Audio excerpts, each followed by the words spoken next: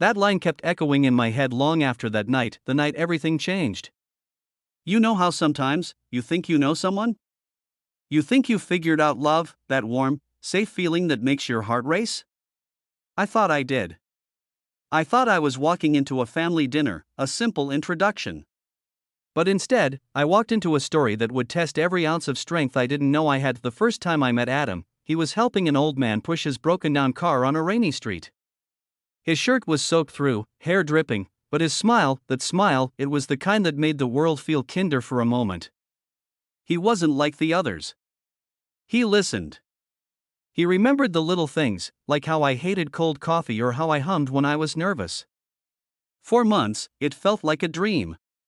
He'd call me his peace. And after a long time of running from heartbreaks, I started believing maybe peace could actually last. When he asked me to meet his mom, I felt proud. Nervous, yes, but proud. Meeting someone's mom means something. It's a doorway to forever, or at least, that's what I thought that Saturday. I wore the dress Adam once said made me look like sunlight. The drive to his mother's house was calm, trees arching above the narrow road like a tunnel. He held my hand most of the way but spoke less than usual. I assumed he was nervous too. I didn't know that silence was a warning I should have listened to. When we reached the house, I noticed how old it looked. The kind of old that whispers stories. Paint peeling off the porch, wind chimes tangled and silent. Still, I smiled as we approached the door. A sweet-looking older woman opened it, soft curls, gentle eyes, and she hugged me before I even said hello. You must be her, she whispered, holding me longer than normal. I've heard so much about you. It felt warm at first. She led me inside, the scent of lavender filling the air, and told me to sit while she made tea. Adam excused himself, saying he needed to take a call outside.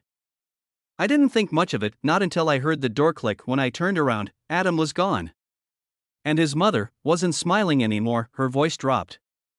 He didn't tell you, did he? My throat tightened. Tell me what? She sat across from me, eyes cold now, sharp in a way that made me shiver. About the other one. The girl before you. The one who sat right there. She pointed to the very spot where I was sitting. She thought she was meeting me, too. I laughed nervously, waiting for the joke. It didn't come. Adam has a habit, she continued softly. He finds women like you kind, hopeful, searching.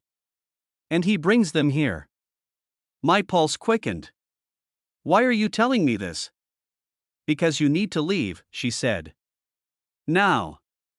Before he comes back. I stood, confused, heart pounding. But before I could move, I heard footsteps on the porch. The door opened. Adam walked in, smiling like everything was normal. Mom, he said warmly, did you tell her? She didn't respond. Just stood there, frozen. And then, Adam looked at me, that same gentle face I'd fallen for, but his eyes were different. Cold. Controlled. Tell me what? I whispered again, my voice trembling. His smile widened. That you're perfect. That was the moment I knew something was wrong, deeply, frighteningly wrong. That night didn't end the way anyone would expect. What began as a dinner turned into a test of survival, not just physical, but emotional. Over the next hours, I learned truths about Adam, about his family, about myself that I was never ready for. When Adam stepped out again, his mother whispered urgently, he's not well. He doesn't remember what he does sometimes. You have to help him or leave. But how could I leave the man I loved? The man who once held me while I cried, who kissed my forehead like I was something fragile and precious. I should have left. But I didn't. I stayed, believing love could fix what was broken. Days passed after that dinner. Adam apologized, said his mother was unwell, that she imagined things.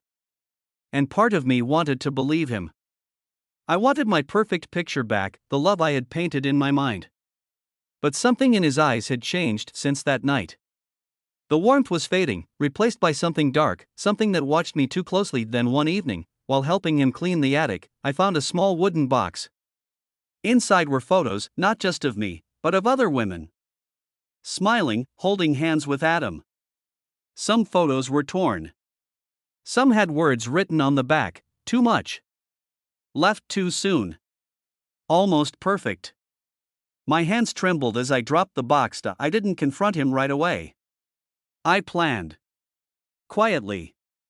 Because love can make you blind, but fear teaches you how to see. The night I decided to leave, it rained again. I packed silently, my heart racing. But before I could step out, Adam appeared in the doorway, eyes hollow. You weren't going to say goodbye? I can't do this anymore, I whispered. He tilted his head, as if confused.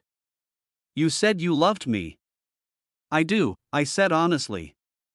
But love isn't supposed to hurt like this.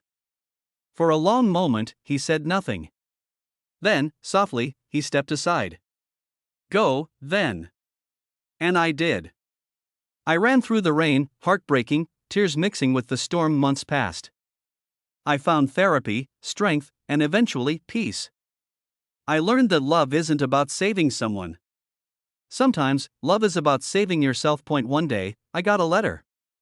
No name, no return address. Just one sentence written in neat handwriting: thank you for leaving when you did. You saved him too. I cried for hours, because maybe, in some twisted way, walking into that house wasn't a mistake. Maybe it was fate, a painful, necessary step in becoming who I was meant to be. So if you ever find yourself in love so deep that you forget who you are, remember my story. Remember that sometimes, the scariest doors lead to the strongest versions of ourselves.